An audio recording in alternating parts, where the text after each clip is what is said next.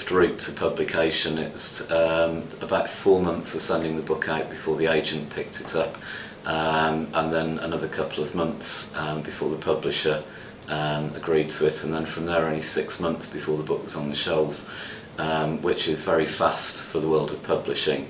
To be honest, I'd had my eye on the publisher all along as being somebody that I felt would appreciate what I was trying to do. So my approach to getting published was very targeted. That I went for the agent, Yuri Gabriel, because I knew he was associated with Daedalus, the publishers, and I was hopeful that I would be able to work with them.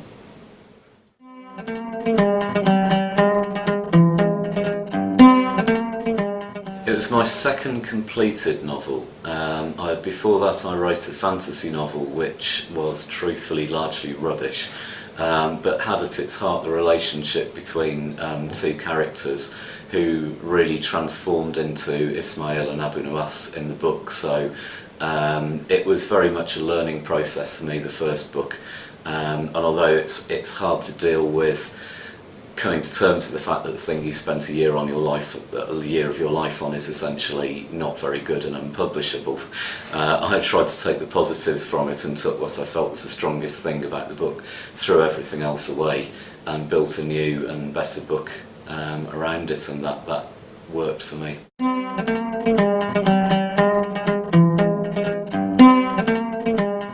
When I was in my 20s, I read The 1001 Nights in its entirety, which was an extraordinary experience, because the stories that we generally hear from the Nights, Aladdin and Ali Baba, are probably not even original stories from the collection, but were written by a Frenchman in the 18th century and added in.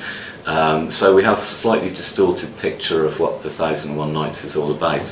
And the actual stories, it was like kind of taking a bath in another culture, being absolutely saturated with the sights and sounds and ideas and religion of the period, and that was an extraordinary experience that really stayed with me.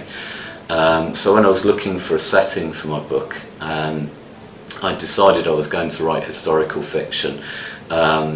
I wanted to set it somewhere glamorous and exciting, and really the obvious candidates, Imperial Rome, Tudor England, have really been done to death, and there didn't seem to me much more new that could be said about it. And the idea of Harun al-Rashid's Baghdad suddenly came to me. And as soon as I started researching it, I knew it was right.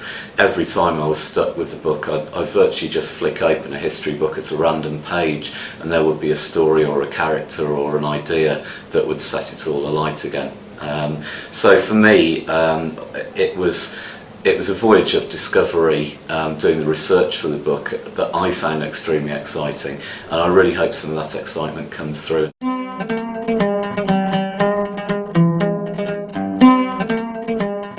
The sequel revisits the same characters 14 years on, and also retells a number of the adventures of Abu Nuwas before the events of the first book. It's something that I felt I had to do because there was a lot of unfinished stories and a lot of unfinished business from the first one. I'm not planning to write a series of Abu Nuwas books. I think 2 will be enough, at least for the time being. I've got an idea that in the future, if I'm lucky enough to keep writing, I might revisit it for a 3rd and final instalment. But what I'm planning next, I've got 2 potential projects to work on after that, both of which are very different. So although it's been great fun doing the Abu Nuwas books, I do hope to kind of stretch my wings and do something a bit different further down the line.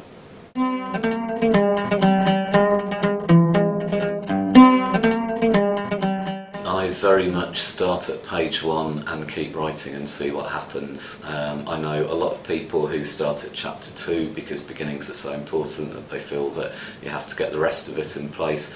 There are people who plan out every single thing that's going to happen in the novel before they sit down and write a word. But for me, the adventure of kind of launching into the unknown is part of the fun of it. I mean, obviously, by the time you get to the end of the first draft, you've then got something that's completely unreadable because your ideas change as you go along. But you know, what you do then is just go back to the beginning and start to tie it all together and pull it together and shape it up.